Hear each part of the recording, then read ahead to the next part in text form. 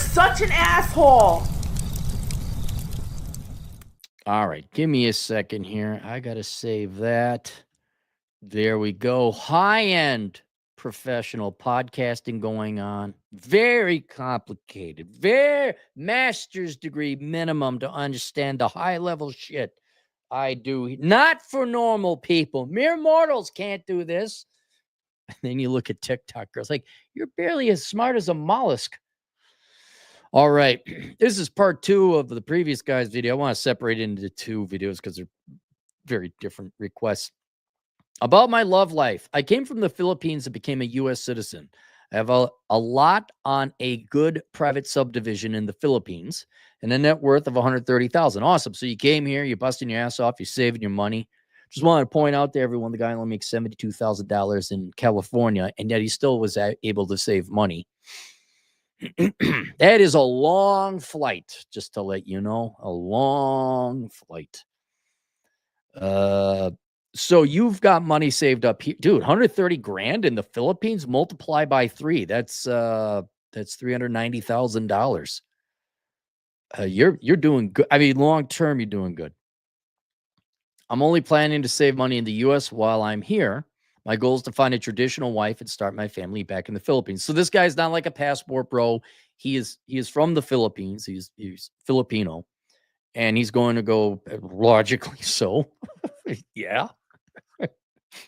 It's only 19 hours away.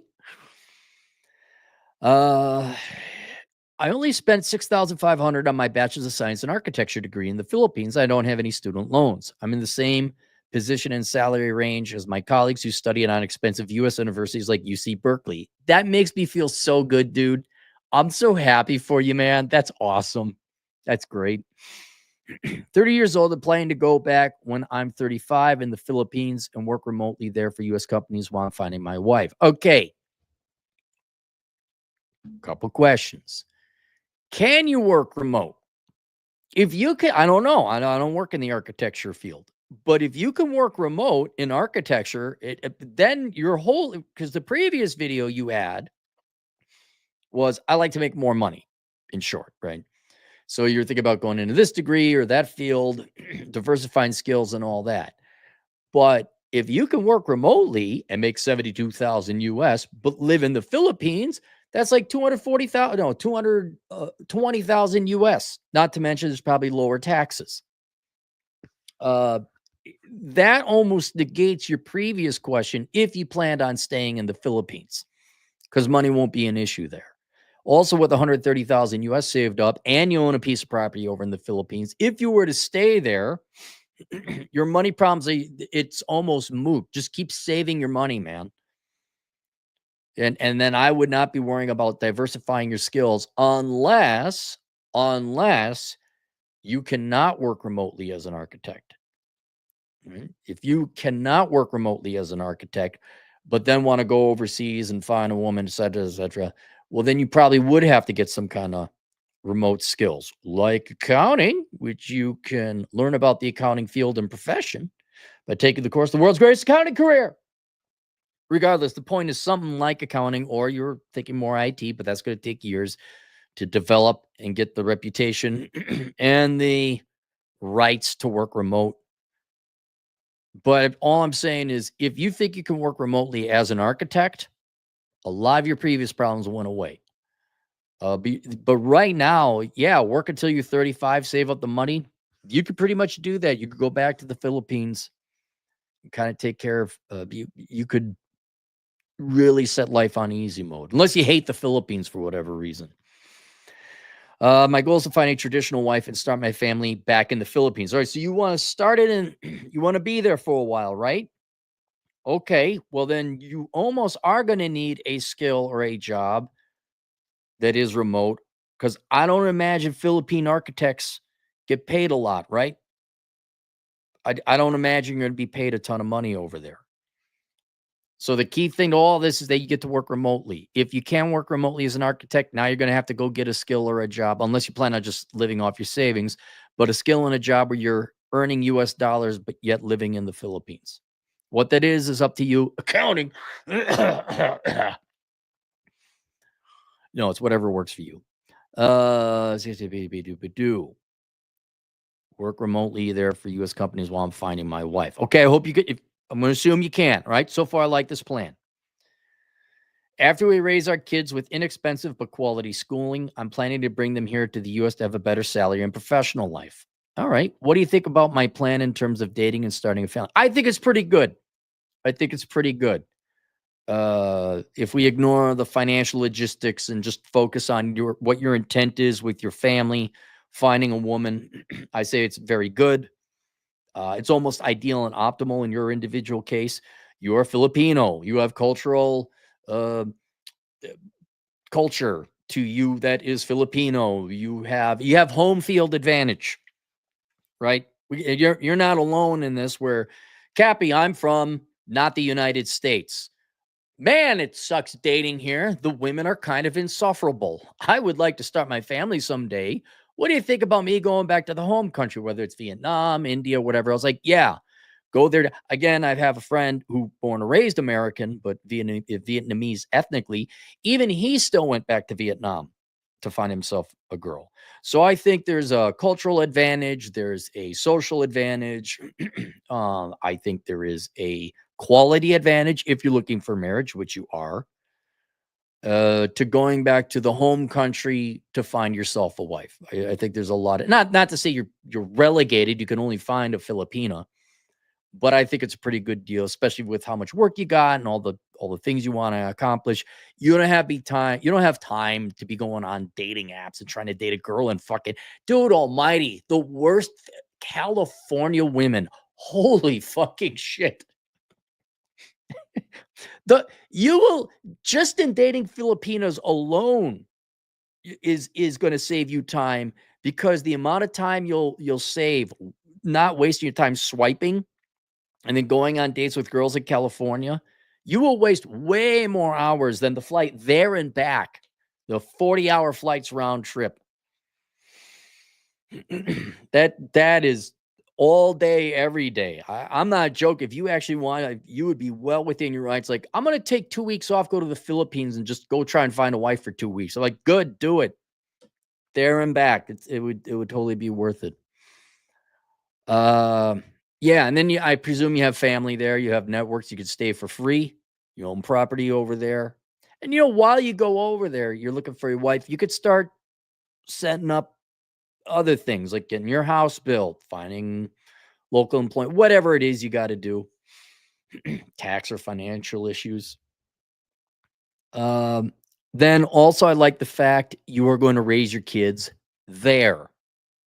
Okay. Your kids aren't going to be told they're boys when they're girls and girls when they're boys.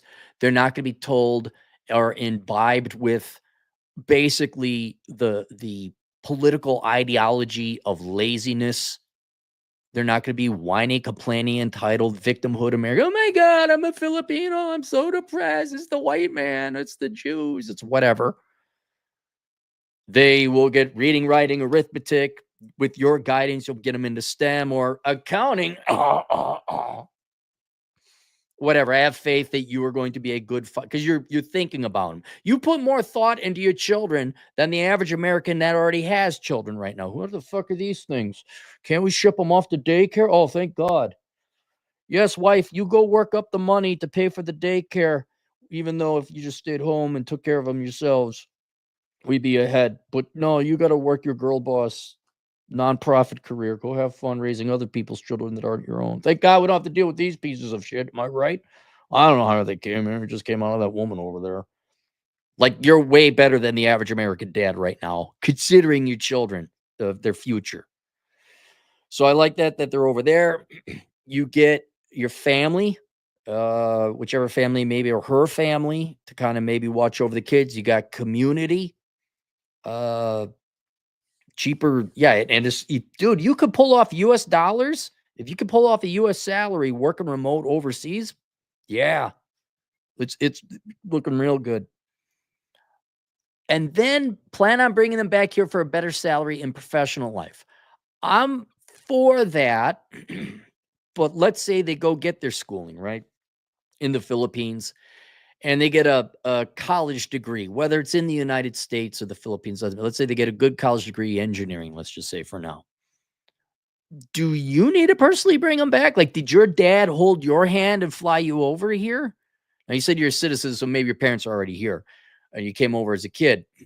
I don't know that you have to bring them, your whole family over. That's the only issue I have with your plan. And you'll have a better idea when the time comes. Because let's say you have 3 kids. Well, they're each going to graduate at different times. And what are you going to do? The eldest is off to college. So now you pick up the whole family and move them. Do you wait for the youngest to be off to college, then you pick up the whole family and move them? I think maybe if you want to help your kids, you would evaluate upon your each individual child graduating from high school. All right, maybe I help you with tuition overseas in the United States if there's a good program, or maybe there's a program locally or whatever. I don't think you need to chaperone your children into the United States. I'm not saying don't help them. Like, your kid graduates, you know your way around. Let me show you around. We're going to go to the United States. You probably visit the United States while the kids are growing up, introduce them, grandma, grandpa. I presume your parents are here. Here's the United States. Here's how it works. It's not completely foreign when they go over. Maybe spend a little bit of time with mom and dad, grandma, grandpa, so they understand the United States a little bit. So you get them culturally attuned to the United States. But I would really evaluate at that time whether you'd want to move your family from the Philippines to the United States. Um, because you won't know until that point in time. Maybe you're having a grand old time at the Philippine Banana Fest. Oh, you're the commissioner of the Banana Fest, and you just love Banana Fest, whatever the hell's going on in Manila. I don't know. You like you like your life in the Philippines, and you don't want to move. Or they're like, yeah, there's some things that aren't exactly the best, so we'll pick up the family and move to the United States. That's up to you. It's a judgment call you're going to make in the future. All right. The only concern I have about that is you bring your family over here and the risk that they're going to get corrupted. If you raise them right, they won't get corrupted, or they won't be as corrupted. But it really, train your kids right. Hey, look, you're going to go over there and they're a bunch of assholes. I mean, really explain Americans to them. They're a bunch of lazy assholes who don't want to work. Everyone's trying to screw everybody over. It's all virtue signaling. And they're going to try and teach you traitism. That's what I would call it, where, oh, you're born a certain way. That's amazing. It's the most important thing about you. And those fuckers over there don't have that trait or oppressing you.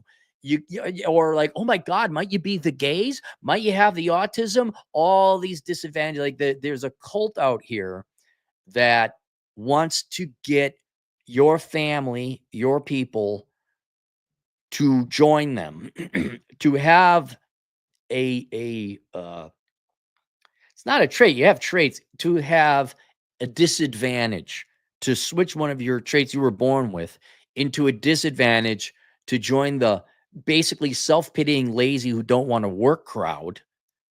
And that will then ruin your family's life. Now, you're old enough, intelligent enough, you're not going to fall for that bullshit. You also have a work ethic. I'm going to hope your wife is intelligent enough and smart enough to know that's all bullshit too. Your kids, you got to worry about that. Like, how well did you inoculate your kids against that bullshit? How good did you teach your kids in the Philippines to get a work ethic? You made them, whatever, rake leaves or go work in the fields or whatever. So that when they come to the United States, they're not like, oh my God, my dad oppressed me and I might be the gays if I get a scholarship. Okay. That's what you got to avoid. I mean, forget sex, drugs, and rock and roll. That's almost church now compared to the mental horse shit the left has going on. You almost kind of like, what, you didn't do any, you didn't get laid? What the hell's wrong with you, son?